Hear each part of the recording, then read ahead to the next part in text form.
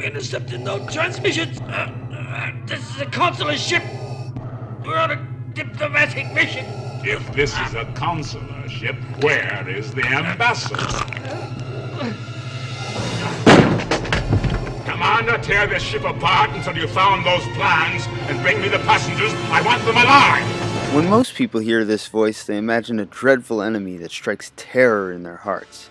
A man with no conscience who does terrible things with a lack of remorse and is completely in control, not only of himself, but of everyone around him. But based off of what we know, can we really say that's true? Well, not exactly. Darth Vader is infamously known around the world as one of the most evil and terrifying bad guys in all of cinema history. But I'm here to say, he's really not that bad at all.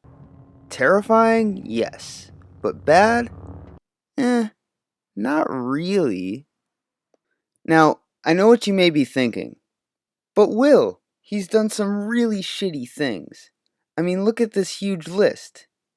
Killing a ton of defenseless younglings, shredding an entire planet to pieces, killing all these guys who barely did anything wrong, and for Christ's sakes, cutting off his own son's hand. And the one thing I'll say to you is, okay, yeah, he's done some pretty terrible things in his life. But haven't we all been put in some less than ideal situations that have forced us to do something we don't really agree with? I've been reviewing Star Wars canon ever since I saw The Force Awakens, and it's led me to a pretty deep realization about our favorite masked baddie. It's that he's not that bad of a guy after all. I mean, look. You're reckless, little one. You never would have made it as Obi-Wan's Padawan. But you might make it as mine.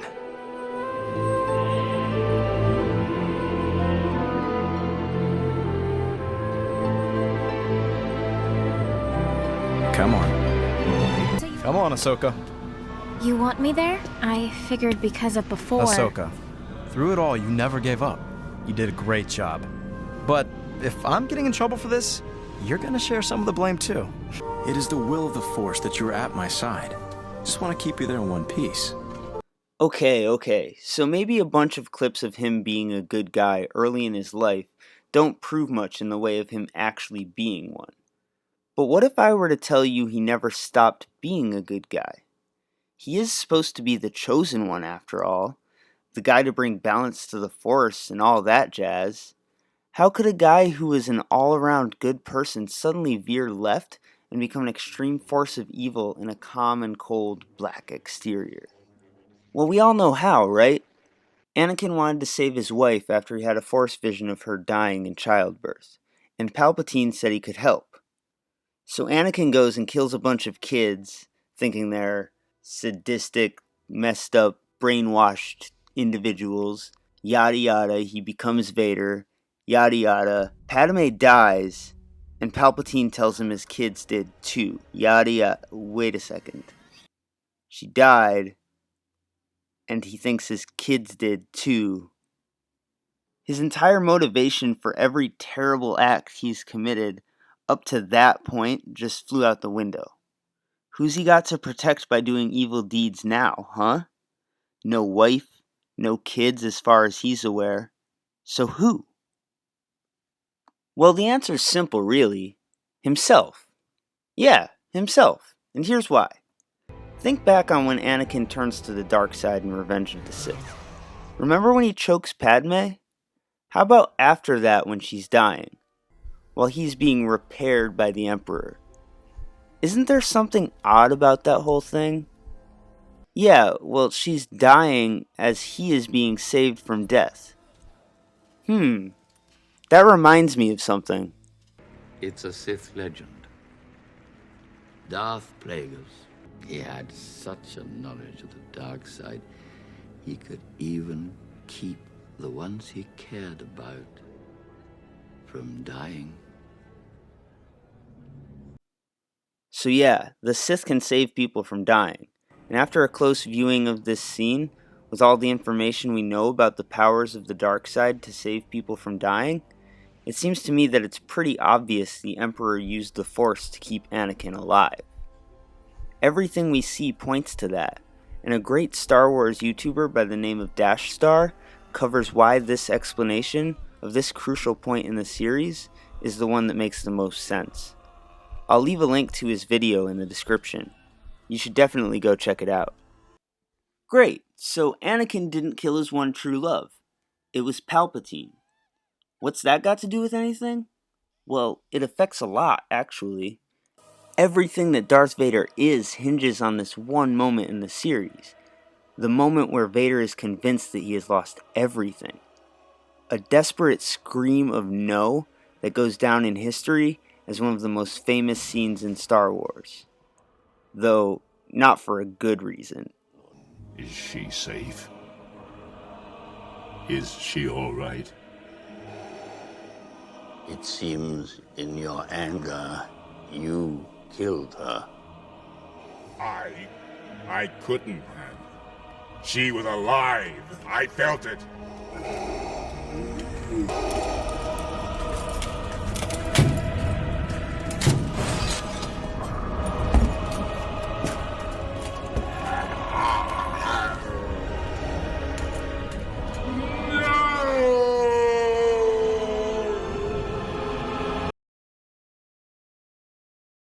What, you thought I was gonna go an entire video and not make fun of the prequels once?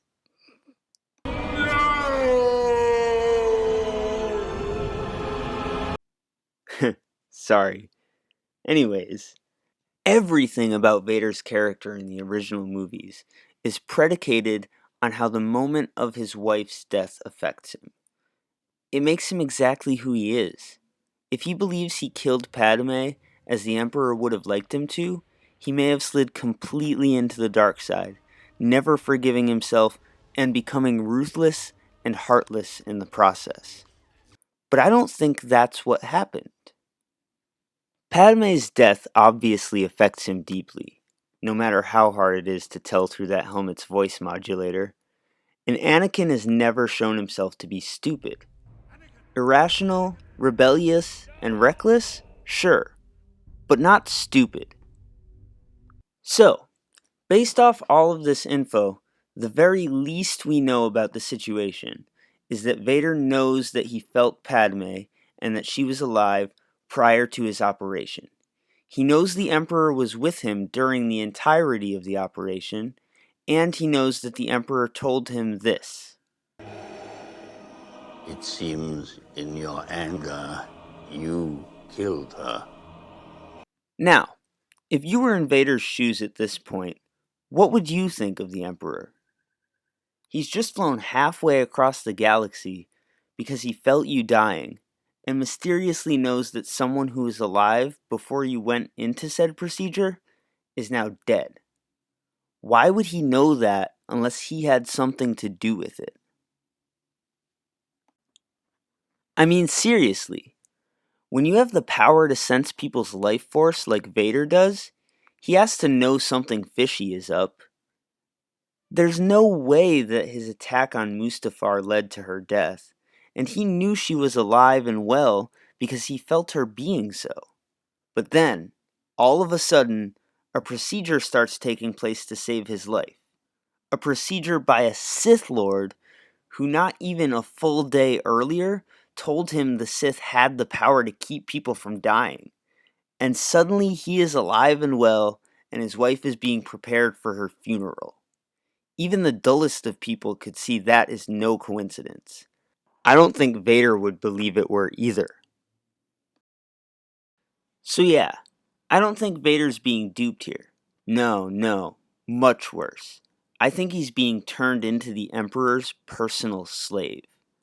I highly doubt that he's even capable of doing anything outside of the Emperor's wishes without facing severe punishment or even death. As corrupt as he is, I don't think Vader would do many, if not all, of the evil acts he commits throughout the series if he had any choice in the matter. And furthermore, I think there is strong evidence to the contrary. So why don't we begin with how Vader has been an inside man working to weaken the Empire from within every chance he gets. Oh yeah, just look at how many high-ranking Imperial officers this guy kills. Lord Vader, the fleet has moved out of light speed and we're preparing to... You have failed me for the last time, Admiral.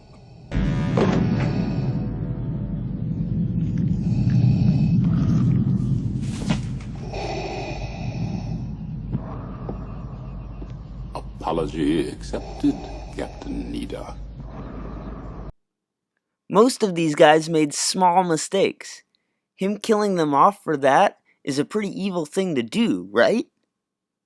Not if you look at it from a different perspective. He's ending the careers of highly trained officers in the Imperial military. These guys are going to need replacements. And compared to the officers no longer breathing, these replacements are going to have far less training and experience, which means they'll do an even worse job than the guy before them. Every little bit counts in the fight against the Empire, eh? Number 2. He's constantly talking about overthrowing the Emperor. I mean, come on. Even on his first day he was planning to do it. And not just for the love of power like most Sith would, but for the love of his family. I am more powerful than the Chancellor. I can overthrow him. And that brings us to number 3 and the big whammy. Vader's really just a screwed up family man. A pretty unsuccessful one. But hey, he loves his wife and kids and constantly proves he'll do anything for them. Go, my son. All of this evidence is really hard to just gloss over when you go back and do a serious and in-depth character evaluation of Anakin Skywalker, aka Darth Vader. There's plenty more out there to show the light side of the Dark Lord, but rather than go into detailed discussions of how he's the only Sith to lack the ability to shoot Force lightning, or how his voice modulator might actually translate his thoughts in a way that make him sound more sinister than he actually is, I'd rather just implore you, if you're a Star Wars fan, to go back and watch the movies with a new perspective on Vader. It really is quite an enlightening experience to see one of the scarier bad guys in cinema history humanized in front of your eyes.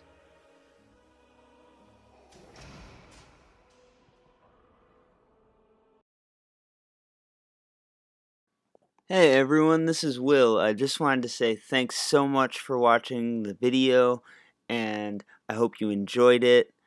I'm having a really good time making these videos for you guys, and I know I've been putting them out on about a monthly basis. I'm not sure if I can speed that up at all based off of my current work schedule, but I'm going to do my best to push out as much content as I possibly can, and I hope you guys are enjoying it. I know with each video I'm seeing myself improving, and I hope they're much more enjoyable for you as well. So thanks again for watching. Thanks if you're a subscriber. If you're not, click that button right there, subscribe. You guys can check out some of my older videos. I have them linked right here. Yeah, just thanks again. I'm having a ton of fun doing this, and I love seeing that people are enjoying the work that I'm making. So have a great day. Peace.